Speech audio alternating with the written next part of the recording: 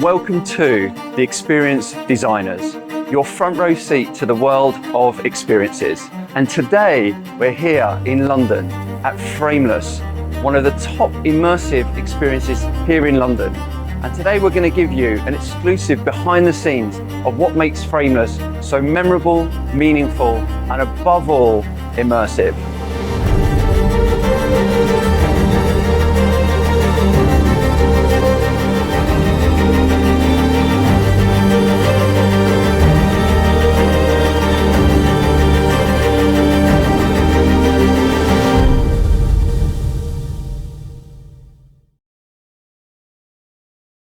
Rosie.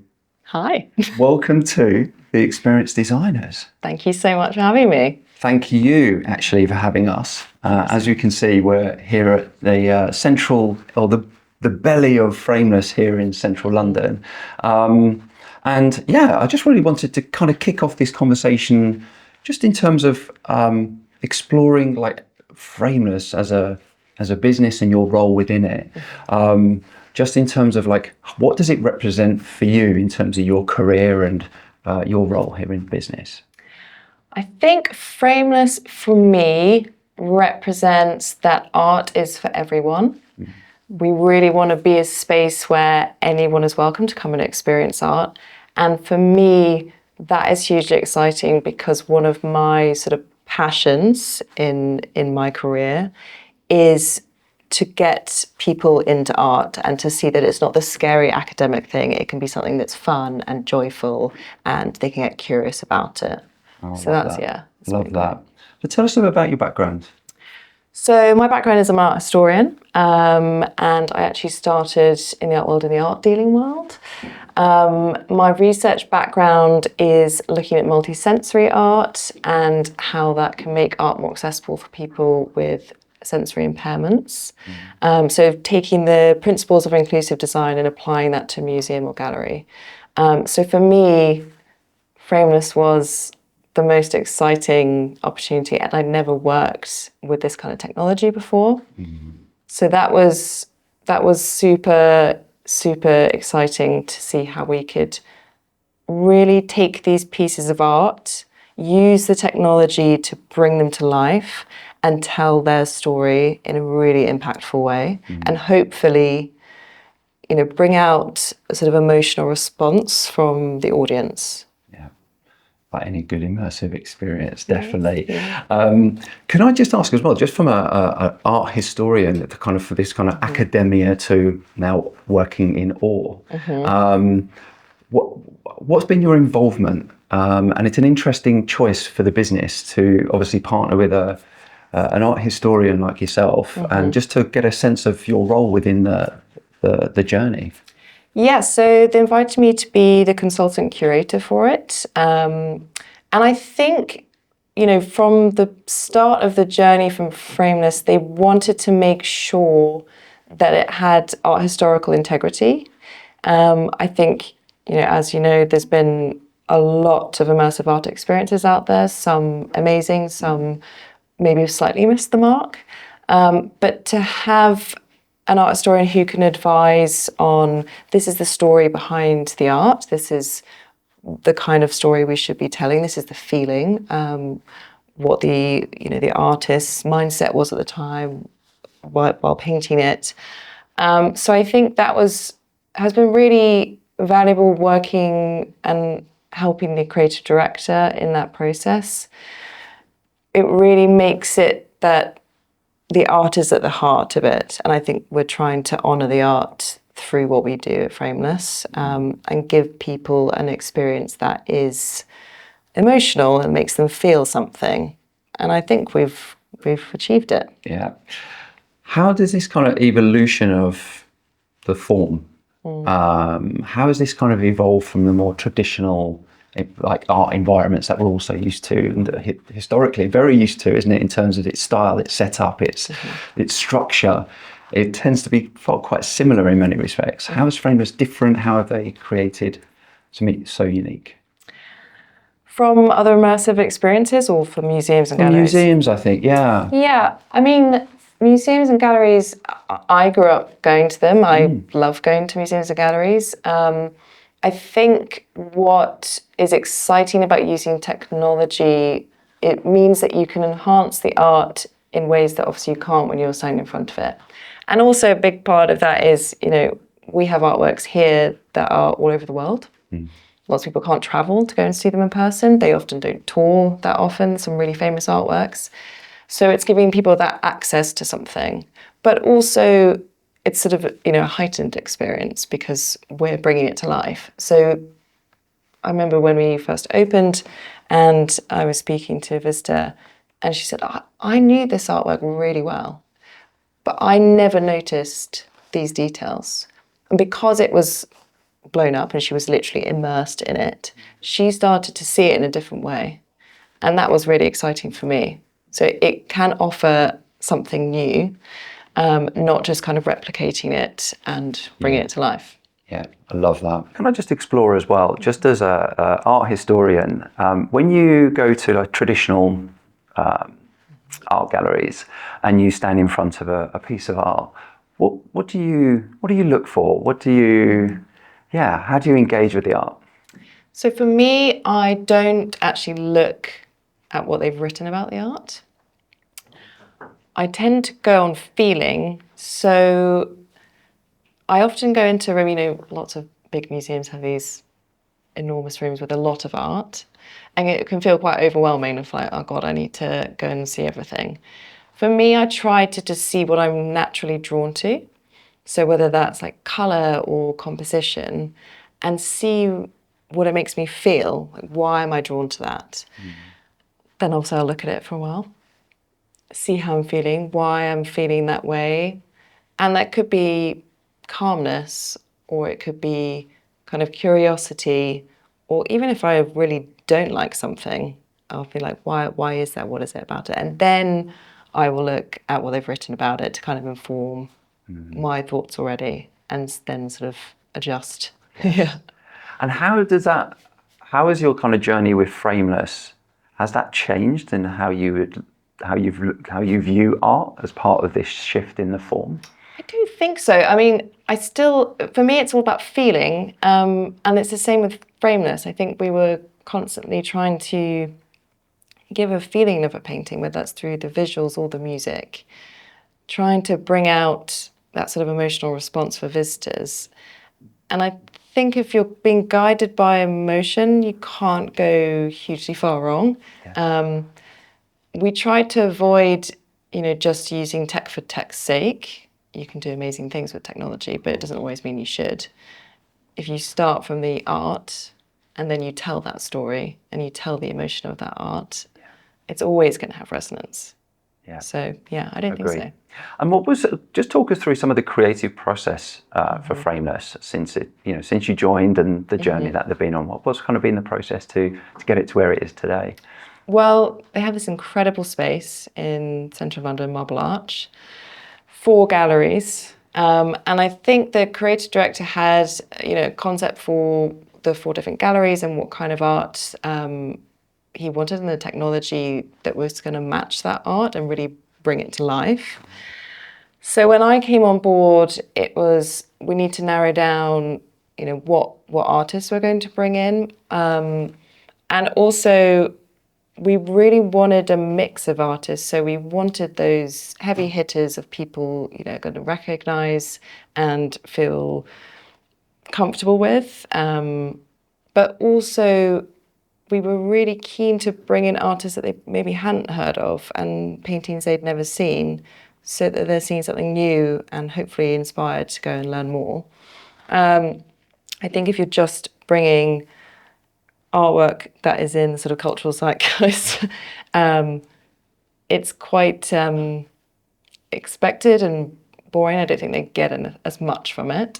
So I think we've got a nice mix of artworks that they're going to recognise and be like, oh, it's, The Great Wave by Hokusai. But, oh, this is so beautiful and I feel so moved by this painting. Who's it by? I don't know. I'm going to go learn more. So we wanted to get that balance right, and I think we've achieved that. And also give a platform to artists that have maybe not had such a big platform, especially some women artists to get them alongside their male counterparts. So that was great. Yeah. Excellent. One of the areas that I'm really fascinated by is this kind of taking a piece of like 2D art that's on a wall, that's quite flat. Obviously, it has depth. It has characteristics the way it's being created. But then you're transferring it now into an immersive space, into this amazing space. And there's this I had this kind of reflection actually around how do you not lose the essence of the painting into a space like this? I'm really interested to learn more about that process and how to keep, what is the container? And actually as part of the process, did you maybe tip over the container sometimes and have to pull it back in or rein it back in, or did it just naturally fit? How did it work? Yeah, so I mean, the initial kind of curation of the 4 rooms, we then had to do some testing, obviously, because, as you say, taking a 2-dimensional painting, put it into a 3D space, suddenly you've got 4 walls, in some cases 6 surfaces. That technically is hard, and sometimes it just doesn't hit the mark. And I think we made a call that if you're losing something from the artwork by trying to make it 3D, then we're not going to do it. It either needs to be impactful and sort of emotionally resonant, or if it's not, we're not going to put it in. So that was a process of just testing and seeing what worked and what didn't. But I think from sort of the treatment of the art, there was this, really at the heart of everything is we're going to honour the art every step of the way. So when we're using the technology, we're choosing technology that's going to naturally enhance the art. So we've got 4 themed galleries. The tech that we have in each of the galleries is designed to make sure that you're getting the most out of that art. But there was a kind of deep respect for the skill of the artist and colour and composition. And actually sometimes that in itself informed the technology that we used. So for one of the galleries called Colour Emotion, we have its Impressionist, Post-Impressionist and Neo-Impressionist artists. And Neo-Impressionism, otherwise known as pointillism, so the dots.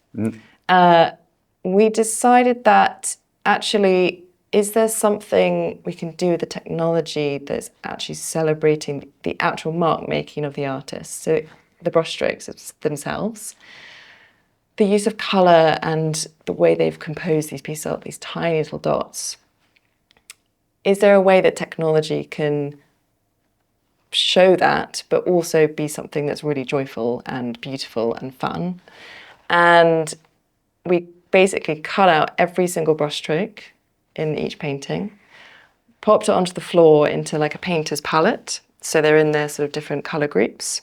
And then as you run through these dots, they fly up on the wall and they find their place in the painting. And then it resolves in front of you. And so I think, that's a really fun and sort of magical way to experience the art, but you also get such a sort of deep respect for the skill and the technique that goes into it, and also all the colours that go into it. Even, I chose the art and I saw when we were testing the painter's palette on the floor with all these little dots, and I was like, I don't know which painting this is, because it was really surprising to me. Which colours, it's like, there's no orange in that. And then you see it come to life and you're like, oh my God, there is so much orange in that. Wow. How amazing that the artist has done all that. So that was a way in which the technology and the art are completely intertwined. And I think it gives people not only a very sort of magical experience, and they almost become like a digital artist with their body, it gets them moving, but it also just showcases the skill of that artist. And so in that way, we are honouring the artist. I love it. Deconstructing the pieces. Yeah. What fun. It was fun. In terms of the creative process, like any good creative, is also really depends on the team and partners. How has that evolved over time since the beginning, and how have you kind of evolved your partnerships and the evolution? Yeah, so when it comes to the incredible animators that bring these artworks to life, we've got an insane partnership with Cinesight, who are Hollywood special effects studio, and they bring just the most incredible expertise to taking these artworks and bringing them to life. So we've been able to just elevate some of our sort of original ideas, and they've just taken it into a whole new level. So we're super lucky to be partnered with them, and hope to, be developing new content in the future. Yeah, and how has this affected like the development of the space as well, just in terms of the investment and when it was designed? Yeah, so this was actually an old cinema, which was then developed. And I think, what sets us apart for maybe other temporary immersive spaces is we are permanent, and so much time and care and investment went into all the small details. So everything has been designed for the visitor experience, and that's really been thought through every step of the way. And so I think people come here and are sort of blown away by not only the content but just the space in general, and leaves them, having had a great time, hopefully. Just take us to a moment with the team when you first saw it in action, when you actually all came together into the space. What was the feeling amongst the team? Awesome. Yeah. Yeah. That it worked, and we just sort of danced in the space. It was great. I think it's just also for me just a reminder that art can be really playful and doesn't have to be always academic or serious. It can just be something that's really joyful. It was a great time when the team was in there. We were just kind of dancing around and testing it all out, but being like, this is so cool and magical and beautiful. Yeah. It's really beautiful. Yeah, amazing. Just in terms of the space itself, to walk us through, just for the audience, to walk us through if we went from the foyer into the different spaces, just talk us through those. So go into the lobby, and then we have the creative corridor. And that's all been very specifically designed as well. So your experience as a visitor starts from the moment you enter. And that's all been thought through by the creative director. So you enter the space, go through this creative corridor where the lights are kind of be coming down. There's a bit of colour, but your kind of senses are being kind of dimmed and just like brought down. Then go down the escalators where we've got some screens and mirrors, and it's like full of colour, and you're like, whoa, this is so cool. It looks incredible. And then into the space, we have a central crossing gallery. And that, again, is very low lit and very dark. And we've got these beautiful kind of starlight lights in the ceiling. And that, again, was very intentional, just to kind of bring everyone's senses down before they actually enter the space, so that when you go into a gallery, you get that impact, because you've become from a very kind of dark, quiet space into like, whoa. So that's all been thought through.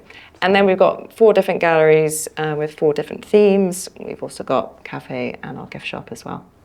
Excellent. And tell us about the different themes in those 4, across those 4 galleries. So we've got Beyond Reality, which celebrates artists that have explored fantastical worlds, the surreal, the subconscious and dreams. And I describe that room as almost like Alice in Wonderland, falling down the rabbit hole. We have this sort of mirror moat that reflects and refracts on things. So everything that is already quite surreal becomes even more surreal because it's sort of reflected and refracted. And you're like, whoa, this is so cool. Then we've got Colour in Motion, which is the one I talked about, the interactive room, which celebrates post-impressionists, impressionists and neo-impressionists. Then we've got the Art of Abstraction, which celebrates the pioneers of abstract art. And that room is a little bit different because we actually, instead of projecting out onto the walls, we project in.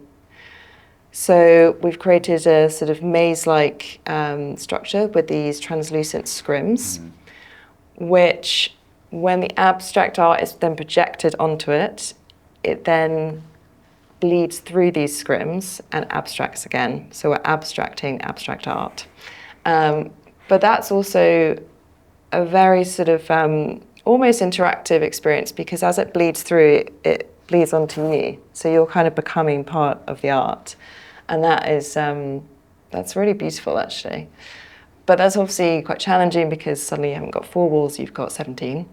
So technically that was a tricky one to get right, but I think what we've done in that room is outstanding. I think it is really impactful, and I think we have really honoured the story of the artist and their sort of vision. And then the biggest gallery is called The World Around Us, which celebrates artists that have captured the beauty of our world in paint throughout the centuries. So we have everything from a fresco from 2,000 years ago from Pompeii, from the Villa of Mysteries, all the way up until the 1900s. So there's a real breadth in that room. And that is 6-sided projection, so you're literally in the artwork, which is so cool. Very dramatic. Very dramatic, yes. Yeah. You mentioned this at the beginning, actually, around accessibility. And it's something which I noticed when exploring the space myself. You go from this kind of dramatic room to then one of such playful and joy, and then the other room where actually I sat down in a corner and just observed, and it was a really interesting way of placing these kind of benches around the room, actually, where you could just sit and relax and engage with or watch the art. But I just wanted to talk about accessibility, because it's something which I know is close to the heart here within the business. How are you thinking about accessibility? What does it mean in actually the context of Frameless as well? Yeah, so obviously you've got physical accessibility, which we put into all the designs. But even kind of deeper than that, when we were looking at the 4 galleries and what we were going to call them in terms of the themes, we really decided to kind of strip away that academia. So we've not called a room surrealism, we haven't called it post-impressionism, we've called it beyond reality and colour emotion. So automatically there is that accessibility there. We're not putting that kind of academic block in, so anyone could walk into the room. Everyone knows what colour emotion means. Yeah. And what does that mean to them? It's just sort of an experience. So from that sense, we also decided against doing sort of huge boards full of art history information, art historical information. And that was a purposeful choice, because I think we want people just to go in and feel, and not to be necessarily informed by the art history, but actually to go and experience it, have a feeling, feel an emotion, and then they can come out and read up more about it. So we've got QR codes, which then takes them to our website, which they can read more about the individual artwork. And then we've got our official guide where they can read more about it. But it's more about feeling than the academia. Yeah. And I think that works well, because it means, we've got everyone from toddlers to grannies and everyone in between, and they can all come together and have the same joyful experience. Yeah. So, yeah. A lot of intentionality. Yes. Yes. Yeah. It's a word that's used a lot on this podcast. It really is. I love the language, actually. I think language is so important. I love the way you use this kind of just different names for the rooms in order just to give that accessibility. I think it's very cool. But aside from that, we have artworks that people might not be able to travel to and see, that are all over the world. And what's really great is that they are able to sit side by side with each other, which would never normally happen in a physical space. Frameless as a kind of as a business, as a destination in London, which it very much is. If you just look at the TripAdvisor reviews, we did take a look, and it was just outstanding all the way through. Good. We did spot something else in there, actually, which I thought was really interesting, like on a fairly common thing, was perception versus reality. And it was quite interesting. I think people had a perception of coming in, but the reality was so much higher. Okay. So there was a really interesting observation on that. So I think just going back to the way that intentionality of when people are coming into the space, maybe it's dulled down and they step into this space of awe. Yeah. How do you read that? Just hearing that, just in terms of customer feedback and. I mean, great. I think we always want to exceed expectations. I mean, it's one thing to see anything online and then to actually experience it in reality. But I'm glad that we're surpassing expectations. That's fantastic. Yeah. Yeah. Oh yeah, you are. So I just wanted to ask as well around the evolution of this form, because it's a fascinating time. In London is like, you know, the hotbed of immersive experiences right now. It's bursting huge. at the seams. I mean, also thanks to the Mayor of London, of course, by placing it very much as a key pillar in the future growth of London. Where do you where's Frameless stand in this right now? I mean, obviously, very unique period in time, both economically and I think London as a kind of a bit of a mecca for this kind of form. What's this kind of shift for immersive mean for Frameless in terms of potential and opportunities? Well, I think, I mean, the amazing thing about immersive and where it's sort of the journey that it's been on is technology is improving all the time, so we can do more and more things. So that kind of keeps us evolving, and obviously different experiences are popping up all the time. So that's really exciting for the future, I think, because we've obviously got an incredible space, incredible technology, and the more that evolves, the more possibilities evolve. So that's exciting for the future. I mean, for everyone, but especially for us. And it's becoming, you know, I think immersive, you know, even 5 years ago, was kind of like a novelty thing, you know, and there were a few and people went, but it wasn't sort of in the mainstream. I think now it's becoming more so. And you're seeing even, you know, like museums and galleries taking sort of aspects of it to bring it to the museums to engage the younger audience. So it's kind of interesting how that's going to progress. Yeah, Yeah, agree, especially through a technology lens, yeah. for sure. How does Frameless also view itself kind of from a competitive landscape? And because not from a you know, ultra competitive, but more as a complement to the existing art spaces that are out there as well. How do you see kind of Frameless fitting into that ecosystem of that space? Yeah, I get asked this all the time. Yeah. And I think we've never we never want to be a replacement for a museum or gallery. They're incredible spaces. It's so valuable to see artwork in real life. I think what we have always said that we offered is a kind of entry point for someone, like a lot of people don't feel necessarily comfortable going to a museum or gallery, or they've just never been. It's not something that their family went to, or they didn't get to do school trips. This is a place where they can start that journey into art history. They might come just because it's, for want of a better word, like a cool experience. But then they come and they are really inspired, and hopefully we inspire them to go and learn more afterwards. Yeah. So we don't see ourselves as a competitor, but it's more a complement to, for people who are kind of entering the art space for the first time, getting inspired, and then hopefully going on learning more. Yeah. Tell us a little also the element around feeling. Because creating a space like this that generates awe and this really intense feeling for people, which obviously anchors very strongly into memory. Yes. How's Frameless thought about that and how they approach that? Yeah, so every single piece of artwork is I mean, we start from the art, but the art gives a feeling because you have the story behind it or the intention of the artist. And so certainly when we're using the technology to bring it to life, we're trying to get that feeling to come out of it. But also a massive part of that is the music and the audio. We say that, you know, the experience is really 50% visual, but also 50% audio. It's the music that really brings out that emotion in people. And we worked with composers to compose specifically for the animated pieces.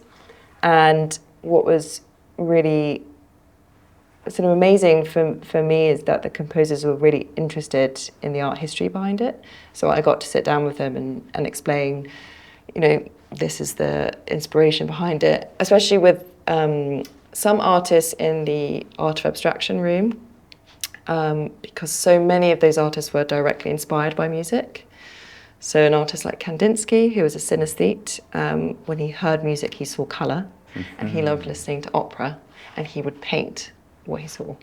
So going into that kind of detail, working with the composer to say that, you know, when he heard this sound, it was yellow, and that so the composition, when you see yellow, there's that sound.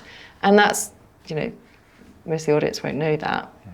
But we're kind of bringing that all to life, like the actual artwork is like singing almost. It's really, really amazing. So I feel very grateful that they were interested and I was allowed to kind of work with them that deeply on it, because I think what we've landed on is something that is really emotionally connected to the piece itself, and whether the audience realise it or not, I think it has an impact on their experience. So yeah. God, is that not daunting? To take a famous piece of art, turn it into an immersive, and then create music that also brings it to life and complements and lifts it as well. It's quite a take on. It is, but I think you can only go on your own feeling of it and whether it's impactful. And thankfully, everyone else has felt that it's amazing. But yeah, it's, you know, there's many interpretations of art. That's why art's so amazing. Everyone feels something different. Everyone sees something different. But I think what we've done seems to have hit home with lots of visitors. So hopefully we've done a good job. Yeah, absolutely. And can I just explore as well, like your personal shift in this journey? How have you changed as a person, as an individual who's passionate about art? How is it? Yeah, I think, I mean, I've always been passionate about accessibility. It's been really wonderful to see that in action. But I'd never worked with this kind of technology before. So I think now I'm more open. I mean, not that I wasn't open before, but I'm even more open to the marriage of technology and art. I think it has incredible value. And I think spaces like Frameless are really important for, especially when I see children coming in and having such a magical experience, and art's fun. I remember being dragged around museums and galleries when I was younger. And obviously, like, if you're a kid, they're all the wrong height, you can't really see. And my parents would spend like 45 minutes looking at a painting, and I'd be like, oh, Mum, so bored. Whereas, you know, you see, like, I brought my nephew, and he's swimming, and he's laughing and playing. And I think that as a really early experience of art that's really fun, that can only go on to, you know, boost their interest in the future. And maybe if they want to become an artist or create, it kind of starts that journey off in a really positive way. Yeah. And something that's definitely for them. So that's been a really beautiful part of the journey for me. Lovely. Yeah, you almost had to drag me out of that interactive room. It's quite interesting seeing people's faces. It's just, everyone smiles in that room. Yeah. It's incredible. It's incredible fun. So I tell people when I take people into that room, I want you to find your inner child. Because as adults, you know, we're kind of conditioned to behave a certain way, which is good, in society, but also in galleries. So there's not a natural instinct that I see in adults when they go in that room to start moving around the space. Kids, straight away, they're so happy. They're on the floor, they're dancing. And you can see adults kind of be a bit more cautious at first. And then as soon as one person does it, they're all up and just smiling and being like, this is so fun. So that's been really fun to see people kind of drop that kind of adultness, I suppose, and find that in a child. Which one's been your favourite piece of art? Oof. If you had to choose. It's really hard. I think probably the Rembrandt. I think it from a kind of personal perspective, or sort of more broadly, that painting, you can't see it anymore because it was stolen in 1990, and they've never found it. So to bring it here and to have people experience it, it's also the only known seascape that Rembrandt ever did. And it's so beautiful. The light and shade, it has this kind of really dramatic awe that makes people just immediately stop. And I think with that piece in particular, it's one of our most popular pieces. It's super dramatic and incredible to be in the room for. But we've also, I think, really managed to maintain the utter beauty in it, and also honoured what Rembrandt did with this brushwork. So I'm really proud of that one. Yeah, it is very dramatic. It is very dramatic. It's beautiful. And just in terms of Frameless as a business as well, because I'm really fascinated on just the commerciality. Obviously, you're in an amazing space in Marble Arch. Yeah. Just where else as a business, as Frameless, both in terms of public facing but also business to business opportunities, where else have you explore or have you been working with? Yeah. Well, you're right. We are a fantastic space in the centre of London, and we've had enormous success with our event side of things. We've obviously got 4 galleries, and a 5th gallery called Blank Canvas. And we have a lot of companies and corporates who come and do events here in the evenings. And what is also incredible about the space is obviously we can change them. We have our own content, but we can also develop bespoke content for brands, which for them, it's one thing to do an event in a space where, they've got their products or whatever it is, but to actually be able to put their guests in a space is incredible. So that's been a really fun side of the business, and we've just got so much flexibility with the space. They can take over the whole space for like 2-day-long takeovers, or individual galleries, and that's been really, really exciting to actually be able to like create new bespoke content for the rooms. Yeah. So that's been an enormous success, and yeah.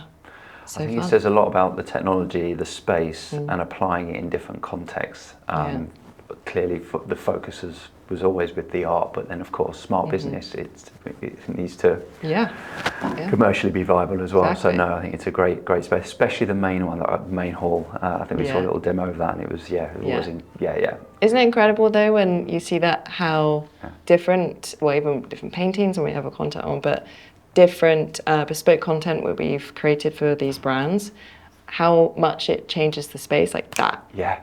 So it's cool. Immediately.